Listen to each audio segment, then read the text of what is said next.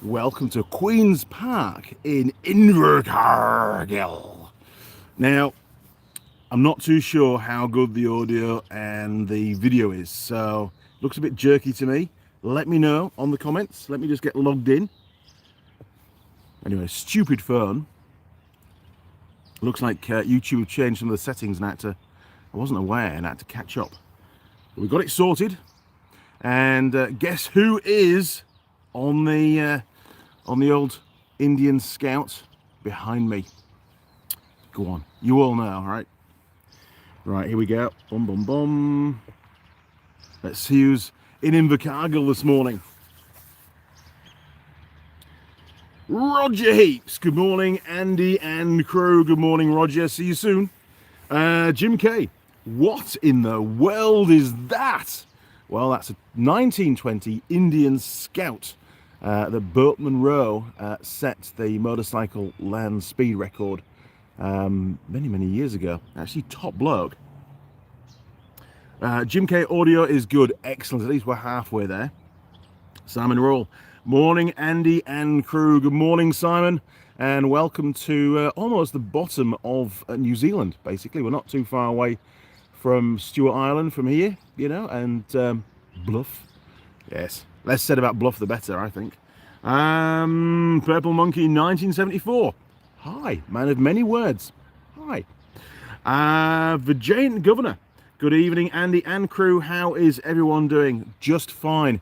Congratulations to everybody that's on the live stream in working out that the clocks changed here in New Zealand at 2 a.m. this morning. So everything now in my world is about an hour earlier. And it's going to be that way for the next few days whilst I get my head around the fact that the sun seems to get up later in the morning. It's most bizarre. But we get lighter nights, which is good. Simon Rawl, the fastest Indian. It sure is. And it's really cool, actually, how Invercargill has taken on the whole Burt Munro story and built a motorcycle haven, really, around that story. There's two motorcycle museums down here. Motorcycle Mecca, and I think the other one's just called Invercargill Motorcycle Museum from memory. I spotted another leaflet yesterday, so it's really cool. And if you're interested in motorcycles and you come to New Zealand, you really have to come to Invercargill and check it all out because it's a great heritage. It really is. Right. Oh, Jim Haynes. Morning, Jim. Welcome to Invercargill, or Invercargill. It makes me laugh every time. Jim Haynes says, rained out at Natural Bridge, Virginia Speedway. So we're live with you guys today. Excellent, Jim. Welcome aboard, sir. Great to have you along. The Giant Governor, perfect. The time change helps me with the live stream being earlier. Well, there you go. It didn't help me this morning getting out of bed, I'll tell you that. Right, we have a pie. We're going to crack straight into the pie. This is a beef, bacon and cheese from the local BP petrol station. It wasn't a Wild Bean Cafe, it's just the Girl place, so it's all right. It's not going to be it's not gourmet, but there you go. This is the pie. I'm not going to bother rating it, to be honest. We'll just crack on, and it's my breakfast and I'm hungry, to be fair. It's actually quite cold. Structural integrity is not bad. I've not had one of these before, and the pastry is quite dry, actually. Anyway, I'll just give you a few pointers about it as we go through there, work our way down the pie. Cool. Jim K, need to get some more HP sauce being putting on it. Jim K is addicted, I would say. It's pretty fair to say now. He rang me up the other day and said he tried his first English style bacon butty, and he popped some HP sauce on it. And he said it was one of the best things he's ever tasted. And now he just can't stop having bacon butties. And the HP sauce pretty much goes on everything. He really likes it. So I'm very pleased for you, Jim. He rang me up the morning after. And he said, I said to him, you've popped your HP cherry. He says, I have. It was fantastic. So good on you, Jim. Simon Roll. just had a handmade pork pie from our local bakers. I do like pork pies, especially in the summertime. If Mrs. Mechanic convinces me to have a salad, I know, salad, right? Half a pork pie with it, it sort of turns the whole thing into a different, a completely different kind of meal. It's tasty. And then I put the other half pork pie in the fridge, and it's there for an emergency snack, and they work brilliantly for that too.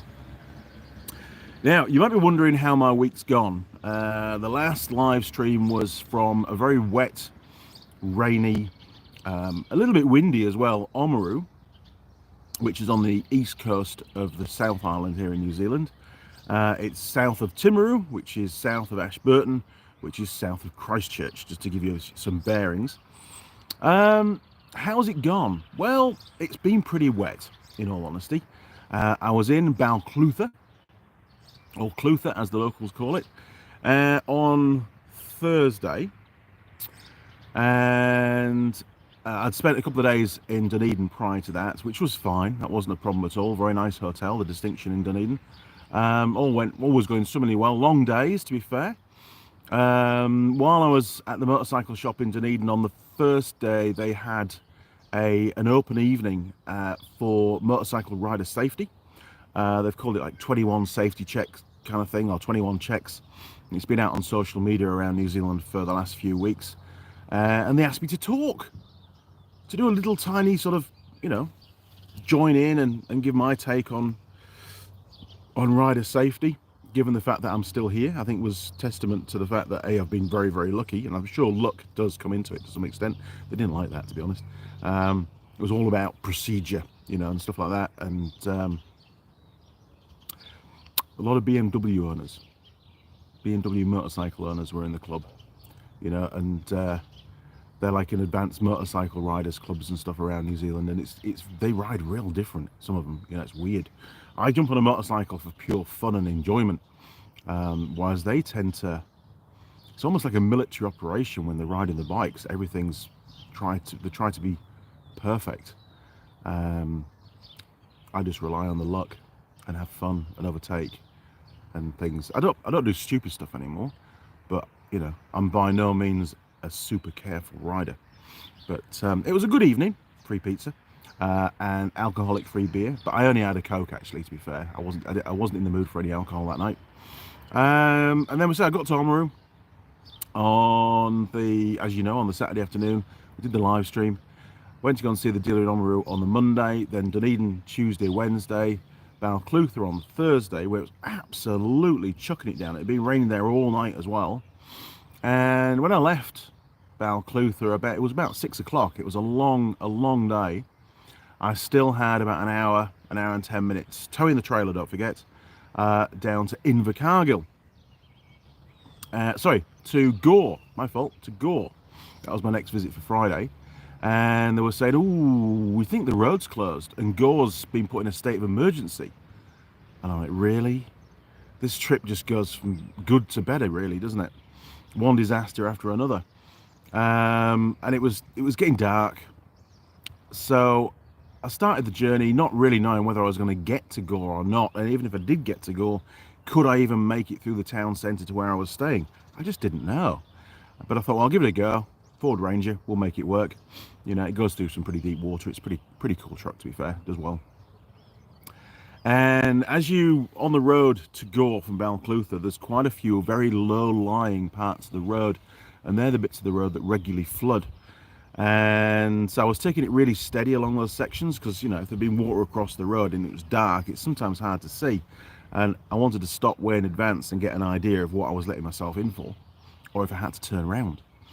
And as luck would have it, there was no water whatsoever across the road. It was sort of lapping at the side of the road in a few places, but the road itself was clear. Got into Gore about 8 o'clock that night, so it was quite a steady journey. And I didn't stop anywhere. I was just going. There was a couple of diversions. One road was closed. The main road leaving Gore was closed, so I had to go down the back roads. That took a lot more time. And got checked in. Pretty tired. Had something to eat in the restaurant at the hotel, which was nice. It was just easy and warm. because it was pretty cold. Gore's cold and wet and horrible, really. It's not the greatest place in New Zealand, to be fair. You've got to have a real reason to stop there. Sorry, people that live in Gore, but you do. It's not appealing, really. It's not, unless you want to buy a tractor. There's a lot of tractors for sale in Gore, and I've already got a tractor, so I don't need that. And then did the visit again, a long day. Didn't leave there till about 5:15,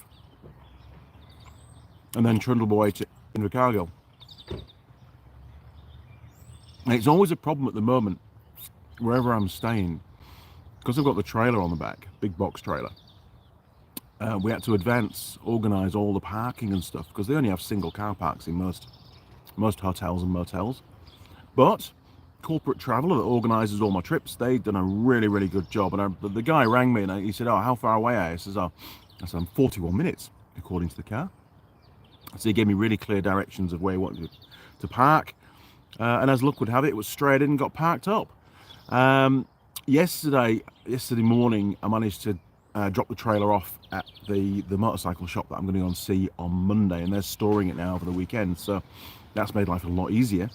And when I got to the hotel last night, the two car parks that they'd reserved for me, one of them was already taken, so it's really lucky that I didn't have the trailer on, because I wouldn't have got parked. And on the roadside, it was all full of trucks and stuff anyway, so I'd have been up shit creek, to be honest, really. But yesterday, I had a really interesting day. As you know, I brought down the Bonneville T140 engine and all the gearbox parts and stuff, and I'd scheduled a day with Stu, who lives down here. Is the service manager for the local motorbike shop. Very, very clever chap. A lot of experience on the older bikes, and he's done a few Bonnies in his time. So we did a video. It was really cool. I've gone through some of the rushes, and we basically go through all the parts again that I did up in the workshop. Other than the shafts, we knew that the shafts were bent, so there was no need to check those. We went through all the bits and pieces, and he gave us a lot more tips and tricks, and he did pick up on a few more bits that I'd missed, so it was definitely worth doing. So now this afternoon, after I've been to go and see Roger, I've got to sit down and work out a parts list. It's something that's been outstanding for the last couple of months. I need to get it done. Alan needs to know what parts he needs to get hold of, and then really that's the end of it until all the parts turn up. Once they do, then on my next trip down to the South Island, I'll schedule a weekend with Stu, and we'll start putting the engine back together. Hopefully we'll get it all done in one weekend. Fingers crossed we won't miss any parts out. But if we do, we'll have to just order those, and then we'll get them fitted on the next visit. And then when it's finally done, I can get it back up to home and get it put back in the bike. A few other little minor jobs to do, which I could do on the bike while the engine's getting sorted out if I'm being proactive. So when the engine comes back, drop it straight in, oil it up, job done. Get it back to Alan. Ready for the next one, probably. Now, where do we get to?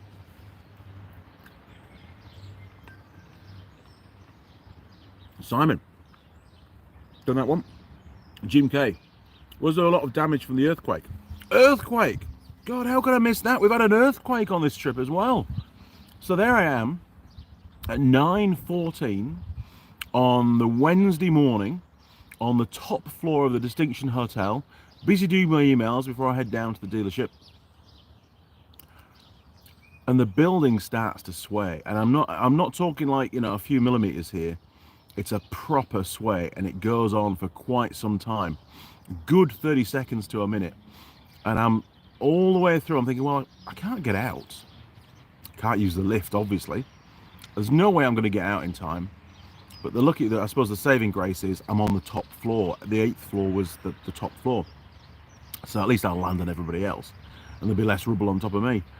So I rode it out, and eventually it stopped. It took a while for the building to finally come to rest. It was quite unnerving, and there was a lot of weird noises from that building. It was, it was just bizarre. Lots of creaking and groaning, and there was a few little aftershocks as well afterwards. Where you just got the noises again. You couldn't really feel it. I thought I'd be really smart, and I got my phone, and I've got like It's not a seismometer. It's just it's like basically a spirit level, and it does it in the 3 different planes. So I put my phone on the countertop and was watching it, and you could see a few minutes after the quake, you could still see the bubble just very slowly moving around. It was really weird, and it did feel like the building was still moving. But hey, I didn't get out. I was quite, I just couldn't be bothered, to be honest. I was too tired. But yeah, earthquake stuff. I've not heard of any building damage as such, and some people didn't even feel it. So maybe at ground level it was nothing anywhere near as bad, but when I was way up on this 8th floor, it felt pretty bad, to be perfectly honest. It really did. So thank you for that, Jim. You reminded me of another natural disaster that occurred while I was away. Well, catastrophe. Nearly escaped. It's pretty cold. Simon. Something you'll notice in the UK now, there are not a lot of younger bikers, just middle-aged men and adventure BMWs that never go on an adventure. Yeah, there's a lot of adventure bikes are just used as commuter bikes and stuff, aren't they? Just regular motorcycles. They just like the look of them. That's quite worrying, really, isn't it?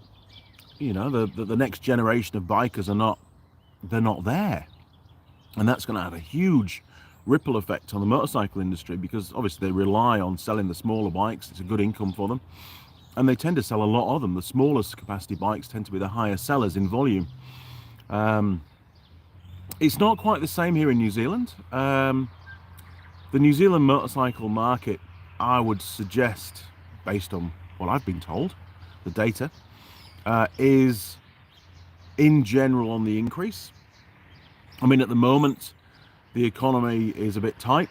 They said we were in a recession, and now they're saying we haven't been in a recession. We just managed to stay out of it. It certainly feels like a recession on the ground, although it doesn't feel as bad as what I experienced when I first came to New Zealand. That was pretty tight for about a year. 2009 was sort of the start. Well, it started sort of August, wasn't it, 2008? But New Zealand's always a little bit behind, so when I got here, everybody was like doom and gloom. And it took about a year, and then it also started to come back. But here, there's not a lot of people spending money on motorcycles at the moment. Whether it's the Joe Public buying their new bike for the summer, it's not happening anywhere near as much as it normally does. Farmers, we've already talked about this, that farmers are just not spending anything at the moment. They're really struggling financially. The milk price has dropped by $1, which has made a huge difference to share milkers' income. Roger will be able to comment on that. He used to do that. So farmers are not spending any money. The public's not spending any money. It's just really, really quiet across the board. All manufacturers, all importers, all bikes. Whether it's a two-wheeler, a quad bike, side-by-sides, everything is just really quiet. The first group or sector of the market to pick up is Joe Public. The motorcycle sales for road use has just started to show a glimmer of hope. But it could be a long haul, and it may well be that this summer, not that many bikes are sold. People just batten down the hatches. Interest rates on mortgages have gone through the roof, so people's disposable income is, well, it's almost negative for some people. They're just struggling to pay the bills, and that's a real problem. And finance is hard to get hold of as well. Finance is a lot harder to get now. So if you can't get finance and you haven't got the money, you can't buy a motorcycle. It's pretty simple. But there are a few companies now doing super deals, especially the manufacturers of the motorcycles, the importers, are doing some pretty tight discounted interest rates to try and get a few more bikes moving, which is pretty obvious. That's what they're going to do. So there are some pretty good deals out there to grab if you can afford it and you're that way inclined. It's weird, this pie is getting better taste-wise as it cools down. How weird is that? Okay. Jim Haynes. Here we go. BMW equals German equals liking certain German attitudes from years ago, if you figure. Germany, BMW equals German equals. I sort of get that. There is another acronym or definition of BMW, and I think it was Bulgarian or Bulgarian money wasters or something like that. I think somebody else mentioned to me once. Murderous International or Murderous International. Who can help me, please? What's the problem? Jim Haynes. No young bikers in my area at all. Dealers have to survive on ATV and UTV sales and service. One dealer would not take a 250 dirt bike in like new condition as a trade. Says doesn't want bikes, just four-wheelers. Really? Is it that bad? Simon, in times like that, someone who can fix and keep bikes running does quite well out of it.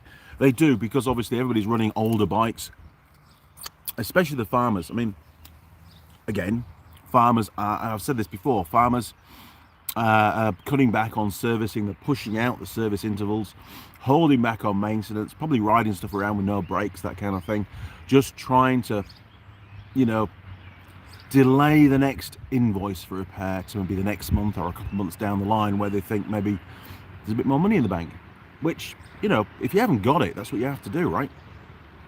And they're certainly not buying new bikes, but it is biting them sometimes, because with them running older machines, if they're not looking after them properly, they could have a major failure on that bike, and then of course it's big bucks to get it fixed. And they're still fixing them, and then they go, well, I've just spent $4,000 fixing my old quad bike, I need to keep it for a few more months to justify that expenditure. To me, actually, it's just dumb, because if you buy yourself a new bike, the first year's running costs are a fraction of what the third or the fourth year running costs are. So, and also you know exactly how much is going out each month, and there are some really cool deals where you can buy now and pay nothing for 12 months. Nothing. All you'll be paying for is your servicing, which is really cheap because it doesn't need much doing. So from a cash flow perspective, that would be really beneficial, because, you know, farming's bound to bounce back. It has to do. All industry bounces back. You know, they have troughs and peaks and stuff, and it'll come round. Where do we get to? Are we down the bottom? Is that it? Have I caught up? I have. Wow.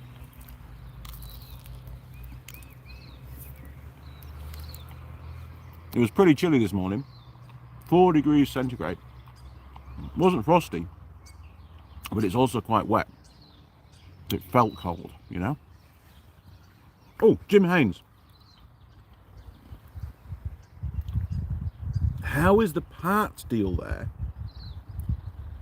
What we see, ID, a lot of parts for vehicles are being discontinued for anything with a few years on it, where in the past they would have till a few years longer. Well, car manufacturers, motorcycle manufacturers, ATVs, all that kind of stuff, in many countries are legislated to provide all parts for that vehicle for 10 years. That's just the law. Now, unfortunately, not that many people know about that. And it was certainly the case in the UK, and it's definitely the case here in New Zealand as well. So, you know, manufacturers, they have to do that. And obviously during COVID, there were a few cases where, because of delays, customers were really getting very upset that they couldn't get their parts. And understandably, you know, they bought the machine, they want to be able to use it, you know, it's got commercial use, it needs to be used. If it's a farm vehicle, it's got to perform a job. I might get attacked in a minute.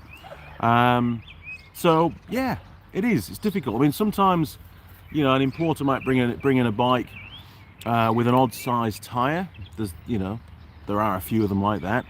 And unless they provide the tires themselves, and most importers don't like to bring tires in anyway, they just bring the parts in. they have to check with a tyre importer to make sure that somebody's got that size tyre before they can sell the bike. I remember there was a three-wheeler bike, 2 wheels on the front, one at the back, that was sold here in New Zealand, and that was exactly the case. Really odd size front tyres, and if there wasn't an importer bringing the tyres in, that bike shouldn't have been sold in New Zealand. So we had to, make sure it was all it was all hunky-dory.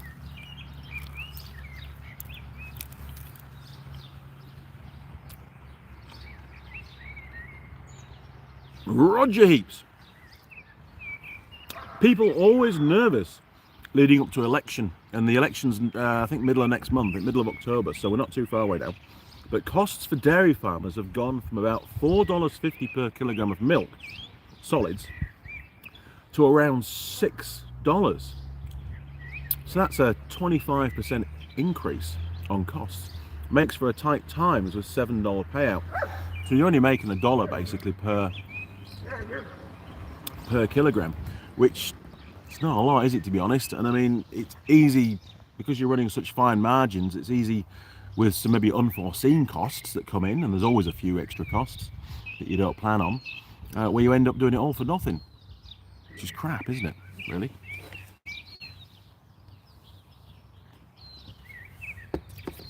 Plus you've got to live off that. You've got to take a wage out of it as well. It's terrible.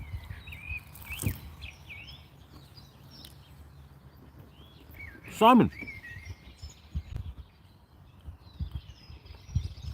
Really? So we all need to buy Mercedes. Simon says, I know that Mercedes can supply all parts for all the cars they've ever made. That's real peace of mind, isn't it? Because I know when I watch a lot of Ivan's videos on Pine Hollow Auto Diagnostics, and if you've not seen any of his videos, he's into diagnostics and repairing cars, especially modern cars. He is the guru. He's very, very clever, top lad. Get on with him really well. Always giving him a shout out. I don't think I've ever had a shout out, but anyway. And he often struggles to obtain replacement modules for modern cars. I mean, okay, during COVID you think, well, fair enough, not a problem, it's just the part supply. But there are sometimes cars that are not even 10 years old that he just cannot, even through the dealership, can't get what he needs, and he has to source a second-hand one off eBay or something. And that's diabolical. When you're spending that kind of money on a car, you expect to have the parts support, or whether even a motorcycle, whatever it is, tractor, you expect to have that parts support for a reasonable period of time. And I think that's why the government set 10 years. Unfortunately, most modern cars now, their life expectancy, or their designed life expectancy, is a lot less than 10 years. Nissan, Toyota, they want you to be getting a new car after 4 or 5 years. They don't want you running around in that car in 10, 15, 20 years time. It's not very profitable to them, especially back in the 90s when their cars were so reliable but still relatively basic that you didn't need a lot of parts. They just worked. You just service it and that was it, Times have really changed. Cars are very, very expensive to run now, and there's a lot of software updates, and there's so many things to go wrong with modern cars. It's crazy. Well, plus if it's a Tesla, it'll just catch fire, right? Oh, there's the first lawsuit coming on my way.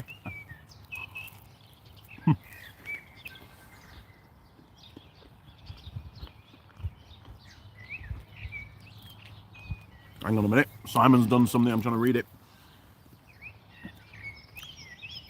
That last pad video, such a cliffhanger.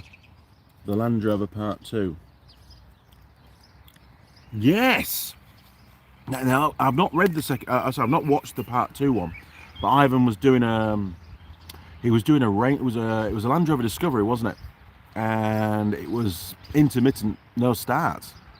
So interested to see what he actually finds. It's been to a couple of dealerships and they've just basically parked it in the corner and they have no idea what's going on with it. Good news is he fixed the radio. He's now got volume control, so we're all good there. But no, he's a clever lad, he's old Ivan.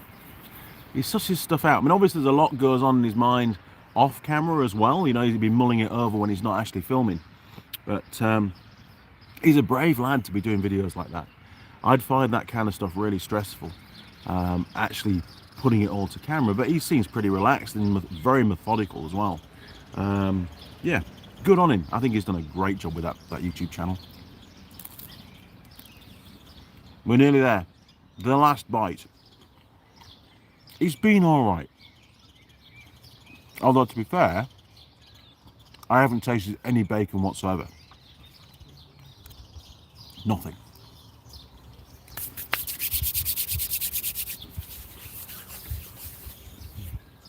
At least the sun's out. Anyway. So yesterday, down at Stu's house, it ended up being a very, very long day actually.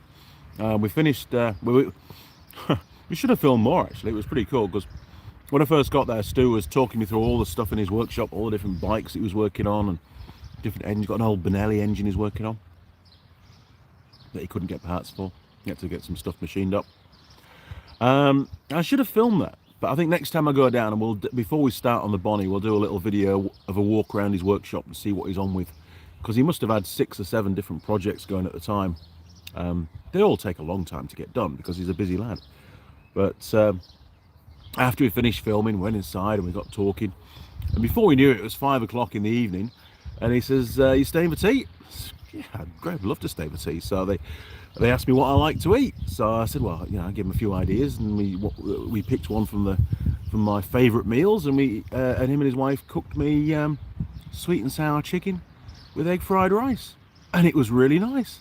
It was really good. And then we got talking a lot more, and it was before I knew it, it was like about 9:30, 9:45 before I left. So I was there for nearly 12 hours, and it was an absolute pleasure to have so much of Stu's time in his workshop. And he came across, I thought, really well on the video. I wasn't too sure how he'd cope with being filmed. He said he's never been filmed before. I thought he was gonna, you know, there was a potential where he'd be a bit shy, or he you know, he wouldn't be able to get his words out properly and stuff. But he came across very relaxed, and I think he actually really enjoyed the whole experience. So I'm looking forward to editing that up. I might try and get that done this afternoon. I've still got the video of taking the engine out of the Bonneville to go live on the channel. It's all edited, so you won't see the one in Stu's workshop for 2 or 3 weeks, but it'll be in the can, so to speak. And I've got to make a parts list as well, so I'll be doing that as I'm editing the video. That's the easiest way to do it, I think, which will make editing the video a lot longer. But anyway, that's my problem, not yours. But one thing that we did get talking about was sidecars. Stu is a real enthusiast when it comes to motorcycles and sidecars, and he's had them for many, many years. He's got 2, and one's the old style sidecar and one's a much more modern style. And Mrs. Mechanic had mentioned to me, and to Stu actually, a while ago when he was down in the workshop in my place, that she would actually quite like a sidecar on her motorcycle. That way she could carry a bit more gear, because on the little monkey bike, you know, there's no room at all on the bike other than the rider, really. So we sort of toyed with the idea that it could be quite cool to maybe design a little tiny sidecar to go on her monkey bike. And then when we fly over to the US in 2025 for Charlotte's wedding, we can actually ship out whatever I design, and we can do a bit of testing in the UK, in New Zealand. Simon got a bit excited there. A bit of testing here on her monkey bike, ship it out there, buy her a bike in the US, bolt it on, and then go and do the Trans America Trail. It's basically 3-month project we've got lined up for a couple of years' time.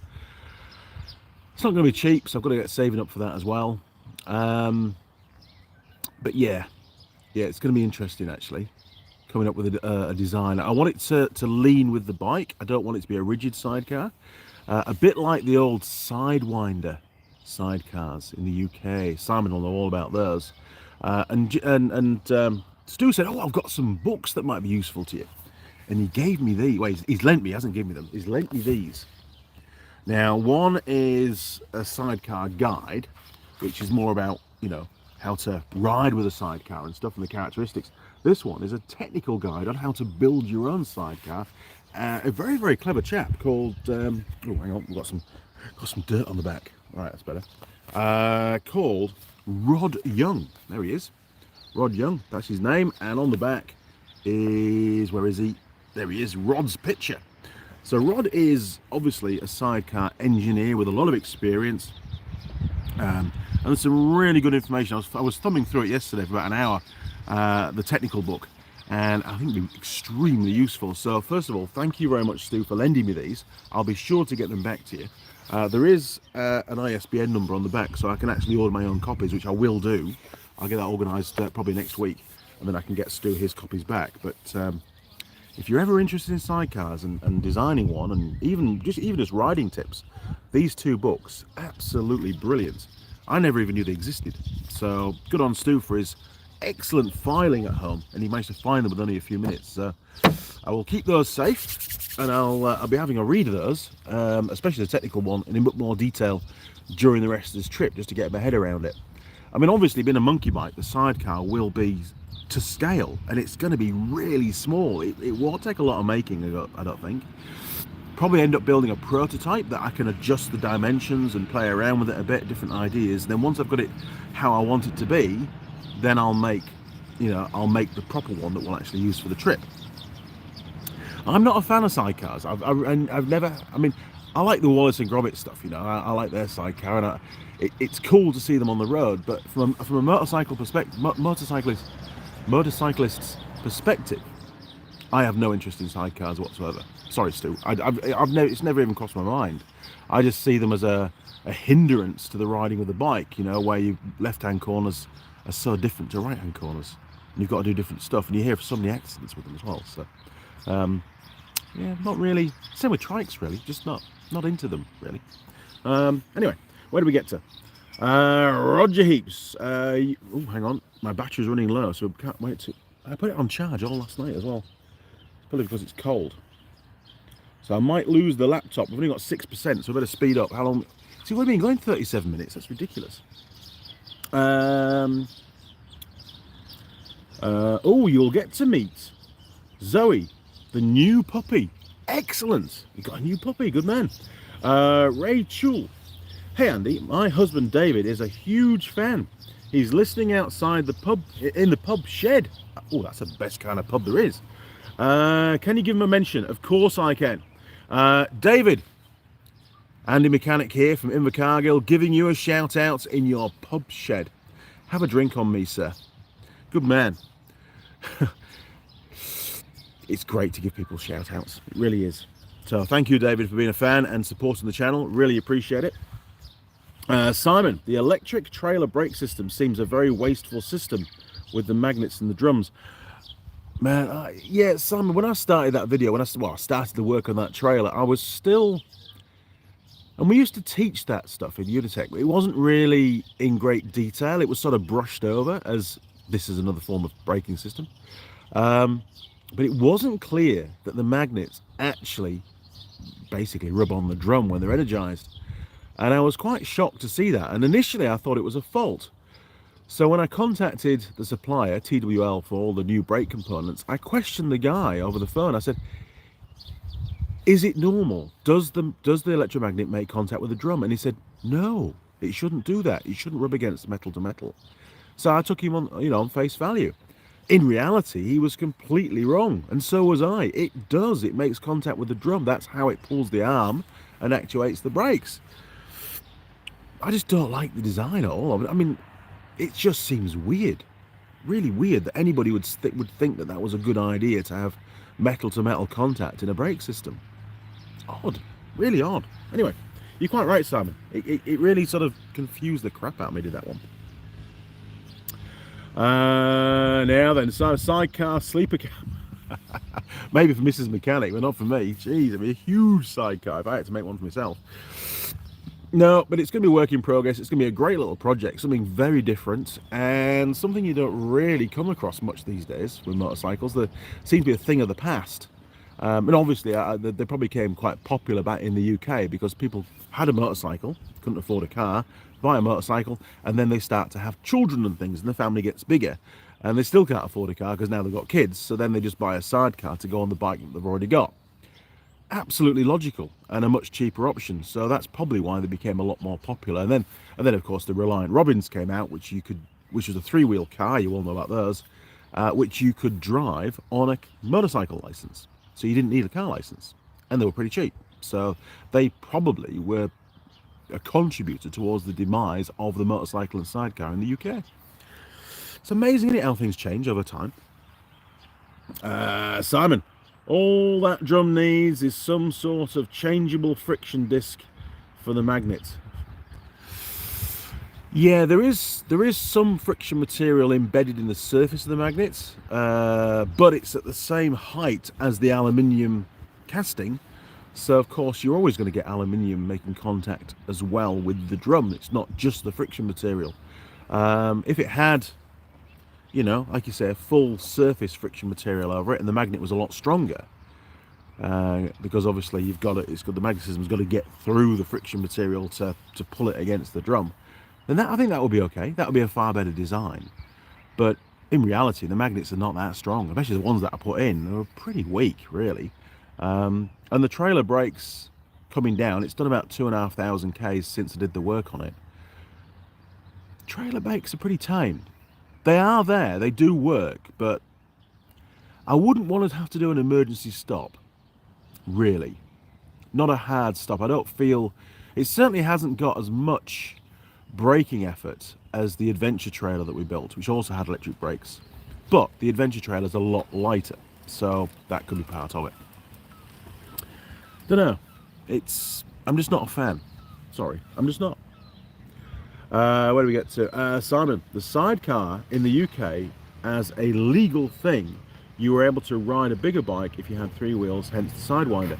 That's right, the Sidewinder wasn't designed really as a sidecar at all. You can't sit on it, it's just a platform with a little tiny wheel. It was purely designed to exploit the loophole in the licensing laws in the UK, where if you were on a learner's license, you were limited, I think at the time, for 250cc. That came down to 125 a few years later. But 250cc was your limit, from memory. And it's sort of before my riding time, so I could be a bit wrong. But if you bought one of these Sidewinder sidecars, which I saw an advert for one online. I was checking them online last night. £199, sir, for your Sidewinder, and it would bolt to the frame of your motorcycle, and it pretty much fit any motorcycle, or pretty versatile the way that they fit, pretty universal kind of fitting. You could then ride any capacity motorcycle, anything you wanted. And the beauty of the Sidewinder sidecar is it would lean with the bike. So the main marketing point was it didn't really affect the handling of the bike whatsoever. You could just ride your bike in the normal manner and forget all about the Sidewinder, other than when you go down left-hand corners, obviously, because you might hit the curb. But other than that, you could just almost really forget about it. And it was an easy thing to ride with. I've never ridden with a Sidewinder on a bike. In fact, I've never seen one in the flesh. I've seen plenty of photos, but I've never actually come across a bike with a Sidewinder on it.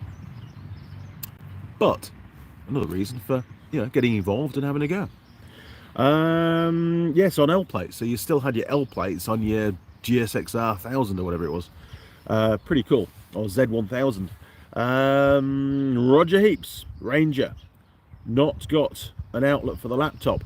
It has. I used it for the first time the other day. I had an online meeting, and it has got one. It has, but haven't got the charger with me at the moment. The charger's back at the motel, but this laptop was on charge all last night. This is the one that I use in the workshop normally for the live streams up there, and it's never normally an issue. We're still on 6%, so it might just be that it's recording that it's sensing the battery remaining capacity incorrectly. So we'll just keep going till it shuts off, but it won't affect the phone because the phone's got its own internet and so on. But yeah, we're all good. We're all good.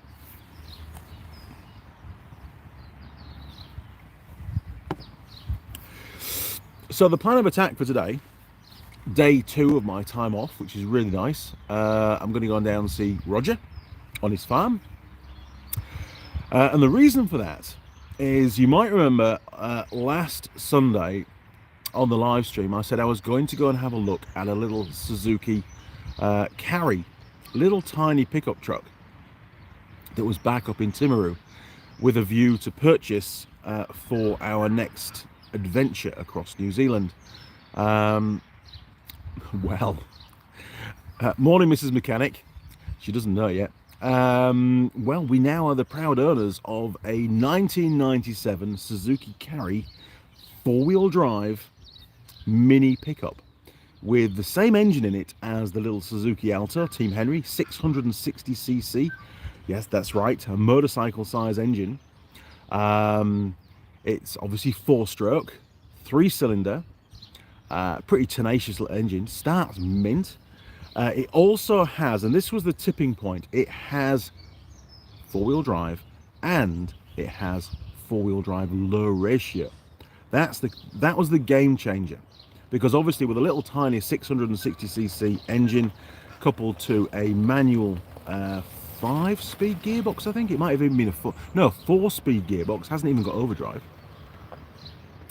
Oh, he hasn't got a number plate light on that ROV.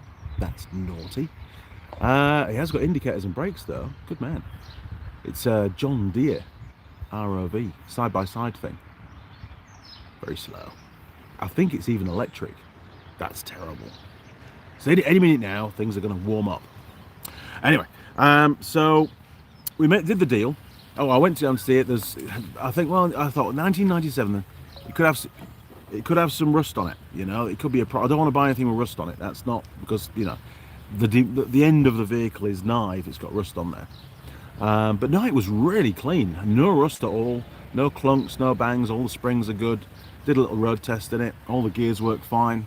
Spot on, actually. So we negotiated the price, paid the ladder deposit the next day, and then he got his payment, the balance, bar $500. He got the balance on Friday, and he'll get his last 500 when I go and pick it up. And that was like an incentive to keep it tidy for me and keep it safe. Getting it home is going to be fun. Mrs. Mechanic's flying down to Queenstown in a few weeks to spend a week or so with Eloise doing some more mountain rambling stuff that she does. So then we'll just get Mrs. Mechanic somehow, probably on a bus, to Timaru. She can go and pick up the little Suzuki, and then she can have a bit of a mini road trip, and she'll enjoy that. She will. It'll be fun, and she can bring it home. So it's all good to go. It's all insured. It's got Regio, it's got warrant, it's got a good 6-month warrant on it. The guy's just done the warrant on it, so very, very happy indeed. But yes, we've bought another vehicle, so that's the garden gone now, isn't it? Are we going to keep it? I don't know. Probably will. It looks a pretty cool little machine. I think Mrs. Mechanic will like to drive it. It's a very compact little cabin. I feel like I'm on a Super Mario Kart when I'm driving it. But it'll be absolutely perfect for her. I think she'll like it a lot. It's quite bouncy, you know. It's fun, actually. It's nowhere near as comfy as the little Jimny that we have, and it's definitely nowhere near as comfy as the Suzuki Swift that we gave to Eloise. But it's fun. It'll be a laugh, and it's got low ratio, which means it can go over mountains. I have got some plans for modifications. All of that is going to come to fruition when we do our first video, the walk around of the Suzuki Carry. But the 4-wheel drive, the ones with 4-wheel drive low ratio, normally were never registered for the road here in New Zealand. They were all just used on farm and didn't have a number plate. This is one of the very rare ones that has the low ratio and can be driven on the road as a normal car. Very cool. Very, very cool. It is, yes, it's a KEI, key car size thing. It's a little tiny thing, it really is. Now then, Roger Heaps, Simon Roll. Is the Carry the same as the UK ones, the little van that the corner shops used to have? It's not a van, it's a pickup truck. And the ones in the UK had usually had the F10A engine in them, the 1 litre engine that was the same as in the SJ410s. However, because this is a Japanese one, the engine size is limited to 660cc, and it's only a little triple. Same bell housing, and it would be possible to retrofit an F10A engine into this little Super Carry. In fact, it probably would be possible to fit the 1300 engine out of the Samurai, the SJ413, and its gearbox, and then just link it up, because I'm pretty confident it's got a separate transfer box. I've not even been underneath enough because it was too low, which is worrying. Not that I'm going to put, I might, if I come across an F10A engine, then maybe I could fit that into it secretly, and it'll give it a little bit more oomph. But those little 660 engines, they do pretty well, to be honest. They're pretty perky little motors, to be fair, and very reliable. Nice. MF50B. Evening, Andy and crew. Bit late to the party. Hope all is well. All is really good. The sun's out, it's shining, things are warming up, and I'm off to go and see Roger. Roger's got a couple of these old Suzuki Carries farm ones. I think one of them was registered from memory, and they're in bits.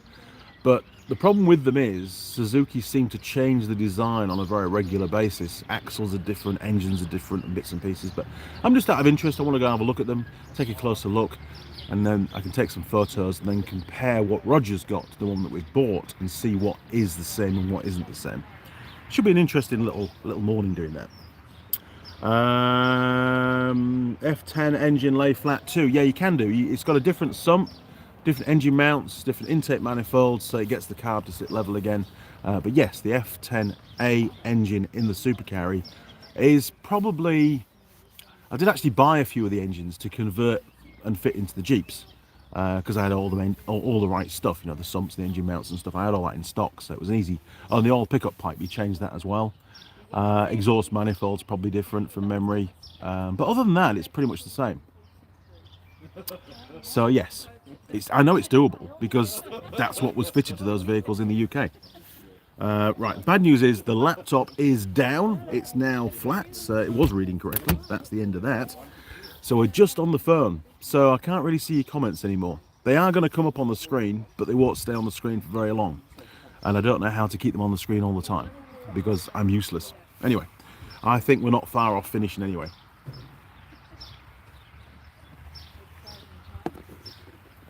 Now, I might have a picture of this little Suzuki Carry for you. Bear with me, people. Let me see if I can find it. Nearly there. Bear with me. Because I did send Mrs. Mechanic a picture thing saying, I'm thinking of buying this. Oh, here we are. Roger equals bacon. Oh, that sounds a good idea. Bacon butty, Roger. Simon, hit the like, crew. Roger eats possibly. Laughy laugh. Just had lambs done at the butcher. I lost the rest of it. Okay. That's probably a good picture for you. And that one. Okay, so that's the picture from the rear. There you go, look. And is that the right way? That's the inside. And that's the picture from the front. So it looks a lot bigger on the picture than what it really is. It's actually quite a small machine. Yeah, one more look for you. Very, very cool though. Very cool little machine. If you want to check it out, you can go on to carjam.co.nz, and there's the rego. I'll read it out to you actually. It's N for Norman, P for Percy, F for Freddy, 855, and that will give you a lot of the specs, and then you can go online and find them. They're actually a very interesting little truck. It doesn't have the tipper. It's got no hydraulic tipper on it. They were a lot more money.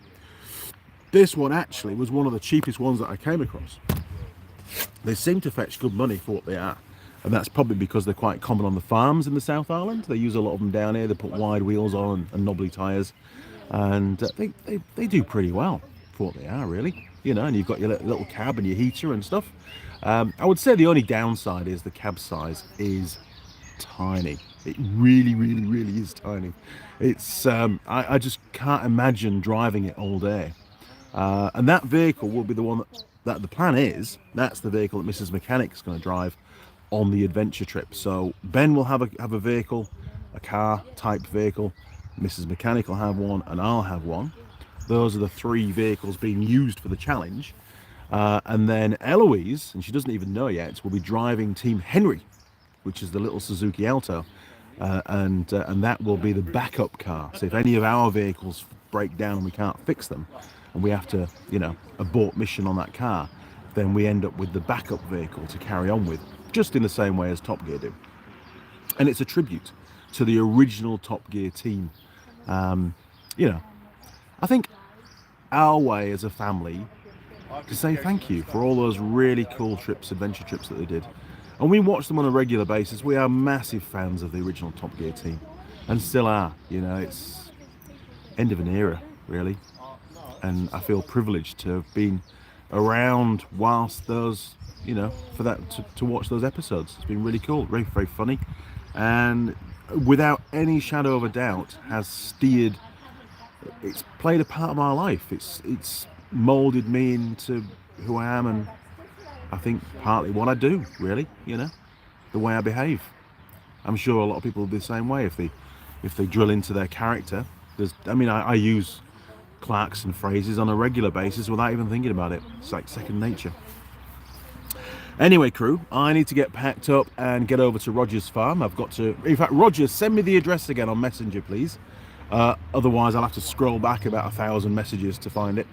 I know roughly where you are, but once I get near, I know you are, but I've just got to get my bearings on where you are in Invercargill again. So flick us through the address. I'll chuck it in the GPS, and the car will take me there without any worries. And I'll see you probably in about half an hour, 40 minutes, something like that. Okay, crew, thank you all for joining me here in sunny, warm Invercargill. Very different to the ones here. Yes, definitely. Roger Heaps, hit the like. Thank you, Roger. I'll see you next. In fact, bear with me. Next Sunday, I'm working. We've got a massive event going on. There is no way that I can do a live stream at 8:30 in the morning on Sunday morning. There's just too much going on, and I am being paid to work at the end of the day. So there won't be a live stream at 8:30 to next Sunday in the morning. There may well be a live stream maybe in the evening or on the Saturday evening or sometime over that weekend, and well, it'll be spontaneous. I'll try and give you a bit of a heads up on Facebook and Instagram, and also a message on the YouTube channel as well, on the comments thingy on there, the notifications thing, or whatever it is. I can do a post. So I'll try and give you a heads up, maybe an hour or so in advance of when it's going to happen. But hey, it'll be a surprise live stream. Okay, crew, like, comment, subscribe, and don't forget to donate if you can. Thank you all for supporting the channel. It is very much appreciated, and without your help and your viewership, there's no way I'd be doing what I do. I just wouldn't. It's all for you lot. Okay, crew, take care. Cheers. Over and out.